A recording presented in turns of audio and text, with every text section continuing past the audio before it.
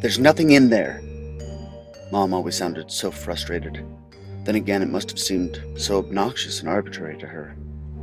Check again, I would insist. I know there's a monster in there. She would only ever check once, though. That was the routine. As soon as I cried out in the middle of the night, she would stomp down the hallway, flick on my bedroom light, and throw open the closet door. I'd look past her at my hanging regimented clothes and the pile of stuffed animals, toys, and school supplies, hastily shoved in and left in a muddled heap on the floor. You have to get over this, she would explain, trying to be as kind as she could given the time and circumstances. You're too old to sleep in our bed. Now just go to sleep, and tomorrow you'll see everything's fine. It was never fine, though. I mean, sure, I never had a scratch on me. As far as my parents knew, I'd simply had a bad dream during an otherwise uneventful night's sleep. It didn't take long for him to learn the process. Within a week, he had both my mother and myself timed out perfectly. As soon as Mom left the room, vowing not to return that night, Mr. Tattersome would appear. I tried everything I could think of at that age, hiding under the blanket, carrying a flashlight or toy gun to scare him. For a few nights, I even convinced myself that he wouldn't appear if I blinked enough times as fast as I could. It became a bedtime tick that stays with me even today. The creak of the door always made me feel sick to my stomach, and the sound of his footsteps wasn't any better. It was the wet, squishing sound of damp cloth being pressed against the hardwood floor.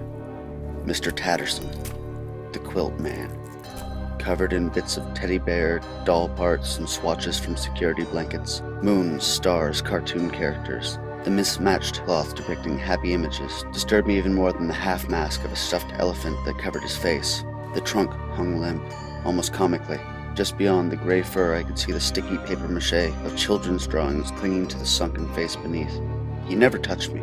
He barely seemed to know I existed, except for early on when my shrieks sent him crawling back into the closet to hide once more, seeming to be a simple heap of playthings.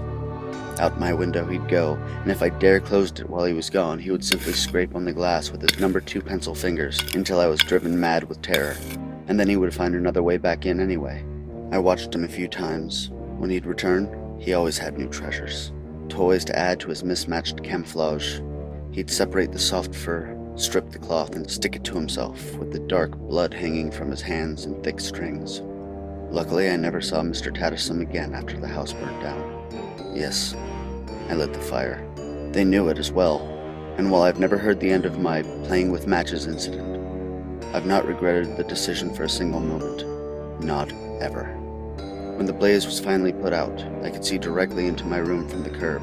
The closet and its contents had gone up in flames, and all that was left within was a black, hardened mass of highly flammable children's products. I think he's gone, but I can't say for sure. I know I saw a skull beneath that papier-mâché, but I never saw a skeleton in the debris.